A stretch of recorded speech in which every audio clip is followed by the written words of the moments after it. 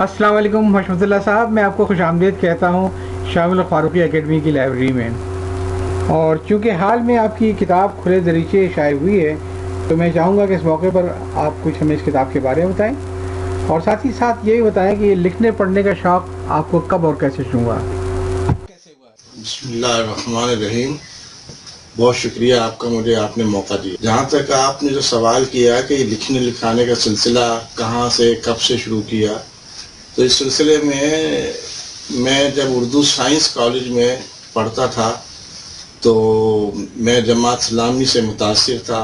میرے والد مبارک اللہ مرحوم لیاقت آباد نمبر 4 سے ایوب خان کے دور میں بی ڈی ممبر منتخب ہوئے تھے، تو ان کے حوالے سے کچھ سیاسی شعور تھا اور کچھ جماعت کی جو اجتماعات ہوتے تھے یا جماعت کے جو لوگ تھے ان سے ملاقاتیں ہوتی تھیں.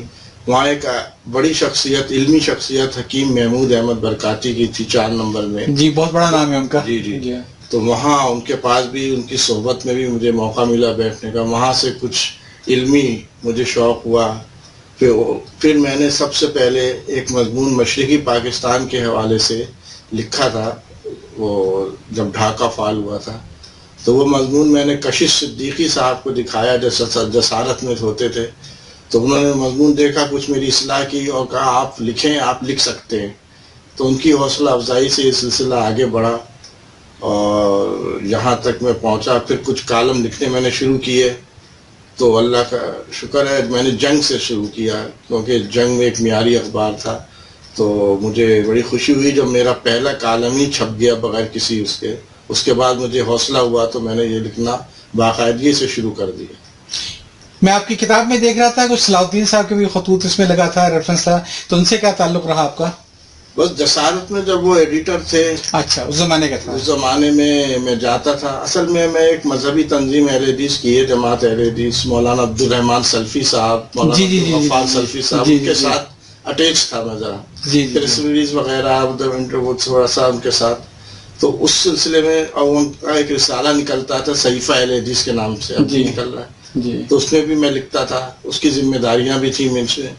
تو اس سلسلے میں میرا اخبارات سے تعلق تھا. اچھا. تو صلاح الدین صاحب کے پاس خاص طور سے جسارت سے زیادہ تعلق تھا، مذہبی تنظیم تھی ہماری.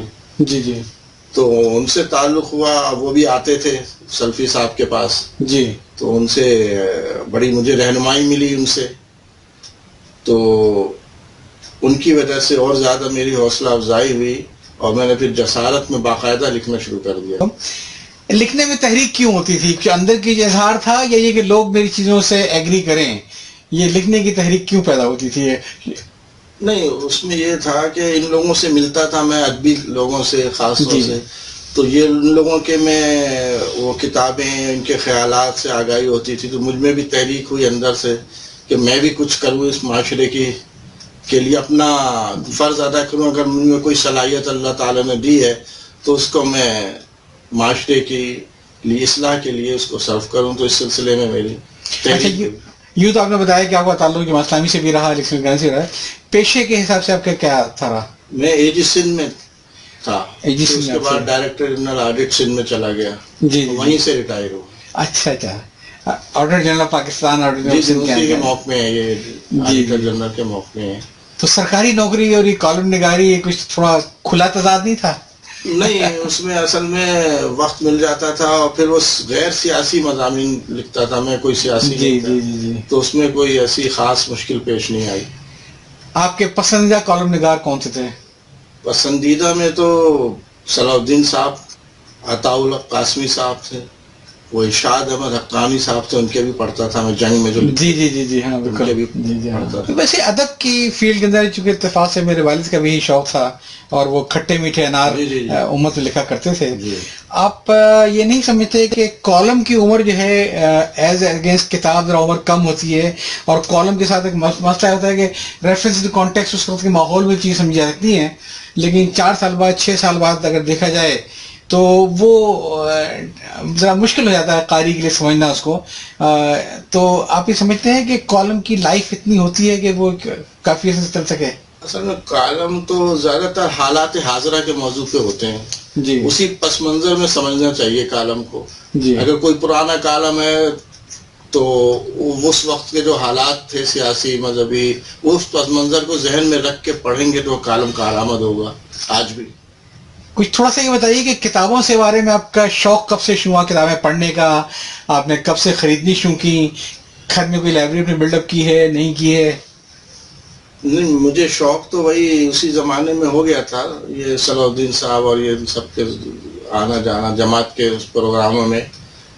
اور لائبریری ہوتی تھی کے ایم سی کی لیاقت آباد میں، جی تو وہاں سے میں کتابیں ایشو کراتا تھا. اور میرے دفتر میں اتفاق سے لائبریری تھی، اور ہمارے جو ہیڈ تھے انہوں نے مجھے لائبریری انچارج بنا دیا تھا دفتر میں. تو پھر موقع ملا مجھے اور کتابیں پڑھنے کا. جی. اور یہ سلسلہ پھر شوق بڑھتا گیا. جی. اور اللہ کا احسان ہے کہ یہ آج میرے گھر میں بھی تھوڑی بہت کتابیں، ایک لائبریری ہے چھوٹی، میں نے جمع کی خرید کے ساری کتابیں. جی جی. ایکسپو وغیرہ سے خریدتا تھا.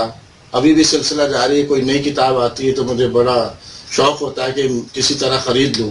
ابھی میں نے انڈیا سے ایک کتاب، انڈیا کے رائٹر ہیں شاز صاحب ہیں، راشد شاز، بہت اچھے رائٹر ہیں. انہوں نے 2 جلدوں میں کتاب لکھی تھی، ادراک زوال امت. تو لاہور میں کسی پبلشن نے چھاپی تو میں نے وہاں سے ابھی منگائی وہ کتاب. تو نئی کتاب جو بھی ہوتی ہے مجھے شوق ہوتا ہے کسی طرح میں حاصل کر لوں. اور میں آج اس آپ کی لائبریری میں اسی شوق کے تحت حاضر ہوا ہوں، کچھ حاصل کر لوں یہاں سے بھی. کبھی اپنی زندگی کے تجربے قلم بند کرنے کی سوچا آپ نے؟ ابھی تو یہ پہلا ہی تجربہ ہے، پہلی کتابیں دیکھیں اس کا کیا ریسپانس ملتا ہے، تو اس کے بعد آگے بڑھیں گے. ہمارے یہاں ذرا یہ ہے کتابوں کا، میں اسے بتا دوں کہ بلوم یا تو کوئی نام بڑا معروف ہو تو وہ چلتا ہے کافی حوصلہ افزا. جیسے آپ کے پیچھے آپ دیکھ رہے ہوں گے یہ ہماری لائبریری کے اندر جو مستحسن طاہر صاحب کی تقریباً 68 کے قریب کتابیں ہیں جو آئی ہیں، تو ان کا تو نام ایک ہارڈ کیش ہوتا ہے. یونس بٹ صاحب ہو گئے. ورنہ نئے لوگوں کے لیے نئی کتاب میں بڑا ایک حوصلہ شکن سا ہوتا ہے. اور بالخصوص یہاں جو لوگوں کا خیال ہے کہ کسی آدمی نے کتاب چھاپی تو ان کو مفت میں دے، تو یہ بھی ایک عجیب و غریب سا رجحان ہے یہ. تو اس لیے پہلی کتاب میں کے اندر میں نے سمجھا کہ اس میں کوئی کمرشل تو اس میں کوئی گین نہیں ہے، کمرشل گین نہیں ہے. ہاں یہ ہے کہ آپ کو ریکگنائز کروا لیتے ہیں کہ بھائی میری کوئی وہ ہے. کوئی اچھی کتاب جو آپ لوگوں کو سجیسٹ کرنا چاہیں کہ وہ ضرور پڑھیں؟ اس سلسلے میں تو میں سمجھتا ہوں کہ مذہبی لحاظ سے تو مولانا مودودی کی کتابیں پڑھنی چاہیے. جی. اور ایک میں پسند کرتا ہوں کہ آج کے دور میں جاوید احمد غامدی صاحب کا بھی بڑا دونوں ہے، لیکن وہ جاوید غامدی مولانا مودودی کے شاگرد ہیں. ہاں. امین حسن اصلاحی کے شاگرد ہیں. جی. وہ ایک جدید دور میں ترقی جو آج کل، جی وہ خاصے اس وقت تو خاصے متنازع ہو چکے ہیں، لیکن بہرحال ہمیں ہر ایک کو پڑھنا چاہیے. ہاں. ہو سکتا ہے آپ ان کی خامی. چلیں یہ تو مذہبی ہو گئی. اس کے علاوہ مثلا کوئی آپ بیتی، کوئی ناول، کوئی ایسی چیز، کوئی ایسی کتاب جو آپ نے کبھی پڑھی ہو اور یہ خیال آئے کہ اب دوبارہ پھر اس کو پڑھنا چاہیے؟ اب میں جو کتاب پڑھ رہا ہوں ادراک زوال امت، میں سمجھتا ہوں کہ بڑی بہترین کتاب ہے. پوری تاریخ ہے، مسلم تاریخ ہے پوری. یہ جو ہے حضور صلی اللہ علیہ وسلم کے دور سے، خلفائے راشدین کے دور سے سلطنت عثمانیہ تک اور بر صغیر مغلوں کی بس پورا جائزہ لیا گیا ہے. بڑی بہترین کتاب ہے. کوئی ایسی خاص چیز آپ خود ایڈ کرنا چاہیں؟ بس میں کتاب تو دکھا دیں لوگوں کو، اور تھوڑا سا کتاب میں سے کوئی ایک آدھ صفحہ پڑھ دیں اگر. اس میں سے اب میں سمجھتا ہوں جو میں نے اس میں عرض ہے کے تحت لکھا ہے اپنے خیالات کا، وہی تھوڑا سا سنا دیتا ہوں. جی جی بالکل یقیناً. وہ موقع کی مناسبت سے صحیح ہے. تاریخ میں ہمیشہ وہی قومیں زندہ و جاوید رہی ہیں اور وہی معاشرہ ترقی کی جانب گامزن رہا ہے جس میں علم و دانش، فکر و آگاہی کا ارتقاء جاری رہتا ہے. جی ماشاءاللہ. اجتہاد و جرأت تحقیق و معاشرے کے زندہ ہونے کی علامت ہے، جس کے لیے بنیادی کردار اہل علم کا ہے. جی. جو معاشرے سے جمود و تقلید کے خاتمے اور علم و دانش کی روشنی کے لیے آگاہی کا جذبہ رکھتے ہیں. اس جذبے کے تحت راقم الحروف نے صحافت کے میدان میں سفر کا آغاز کیا اور کالم نویسی یا مضامین کے ذریعے معاشرے و سماج میں حالات حاضرہ سے متعلق آگاہی کا سلسلہ جاری رکھا ہے. اس میدان میں کس حد تک کامیابی حاصل ہوئی اس کا فیصلہ قارئین کرام کر سکتے ہیں. جس کے لیے ان کی خدمت میں اپنے چند منتخب کالمز و مضامین کا مجموعہ کھلے دریچے حاضر خدمت ہے. بڑی خوشی ہوئی، اور انشاءاللہ کہ آپ جلدی ہی دوسری کتاب بھی آئے گی انشاءاللہ. آپ لوگوں کی حوصلہ افزائی رہی تو یہ سفر جاری رہے گا. میں آپ کا بہت شکر گزار ہوں کہ آپ نے گفتگو کا موقع دیا.